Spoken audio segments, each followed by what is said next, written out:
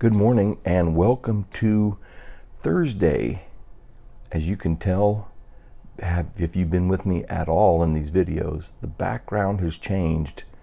No, it's not a Zoom green screen magic library background.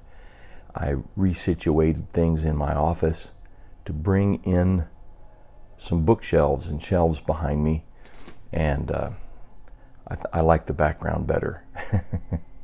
So we'll get that out of the way and jump right into our meditations for today. Meditations in Hebrews, and now we are in the 3rd chapter, the 10th and 11th verses.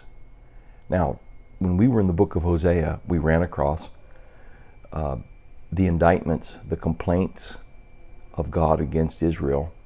And here we get some context of God's side of the story when Israel decided they were not going to go into the land, and they weren't going to step out against the Canaanites, though that God had promised this for 400 and something years. This is something that had been laid out for over 400 years. And when they came to the point of actually walking in to what God had speaking to them about, they basically accused God of throwing them to the wolves and said there was no way that this was going to happen. And they resisted the Lord. They rejected the Lord. And then they were in a real dilemma.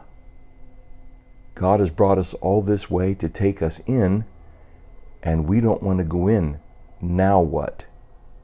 Well, the answer to the now what was God took care of them for 40 years until those who had been unbelieving died off, and then he took a new generation in to the promised land. So we see here, you can read that in the book of Exodus, the book of Deuteronomy, and even the book of Joshua.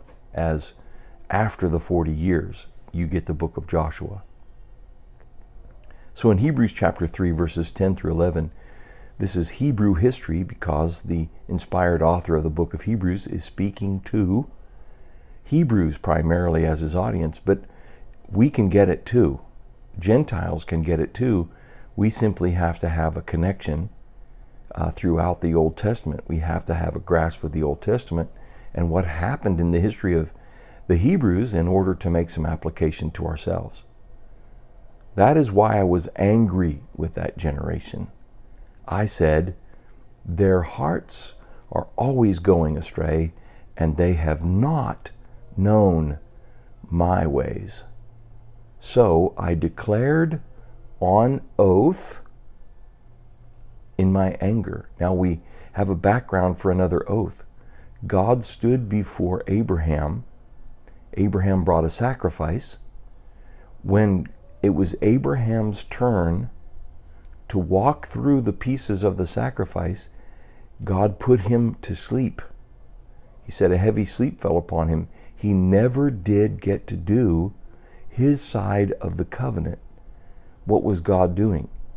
God was basically declaring an oath. He was swearing by himself and putting himself alone into the commitment when he made that covenant and commitment to Abraham that he was going to bless him.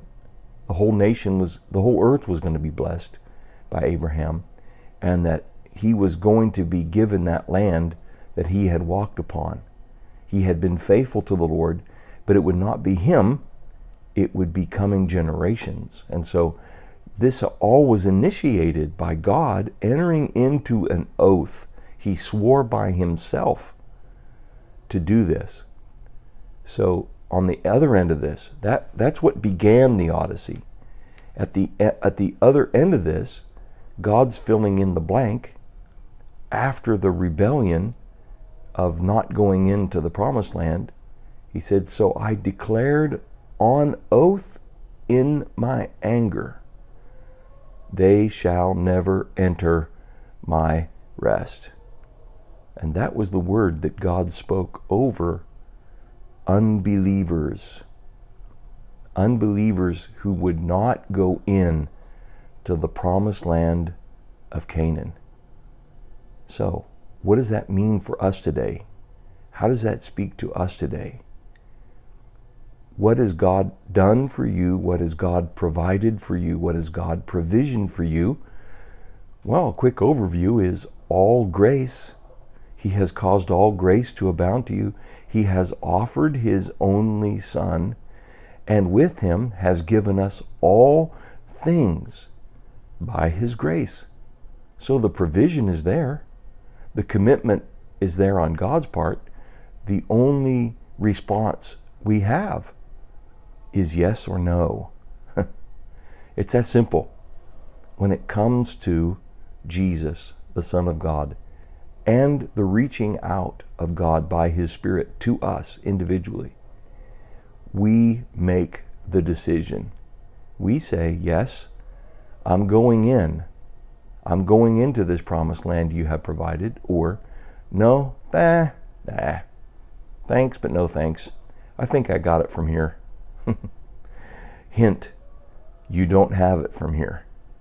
You're going to go up against things you cannot win. You're going to go up against that. Not only that, but you have an eternity to contend with. And the question is, you have a choice to make, as I brought out in our Revelation class. You have a choice, smoking or non-smoking, for eternity. And so He declared an oath in His anger. Now, when God declares an oath, it cannot be undone. When God binds Himself to a covenant, it will not be undone. So those who do not believe never enter rest. They never enter into the rest of God. Here's the hint for today.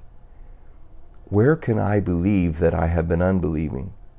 Where can I respond by faith and trust in the Lord where I have been standing with a hardness of heart or a skepticism? That would be a real heart-searching question. And that's a question for unbeliever as well as believer. Even though we hold the title believer, we still wrestle, and we sound very much like the man who Jesus healed his son, who was cast into the fire by an unclean spirit and sometimes attempted to drown him. He said, Lord, I believe, help my unbelief. Why do we want to believe? Because then we can enter in to God's rest, and there's some great grace there. It begins with the act of salvation in our life, being born again, and moves on through everything that He's provided for us in Christ Jesus. Allow that just to percolate in your spirit today, sink down in, and change and transform you. The Lord bless you. We'll see you tomorrow.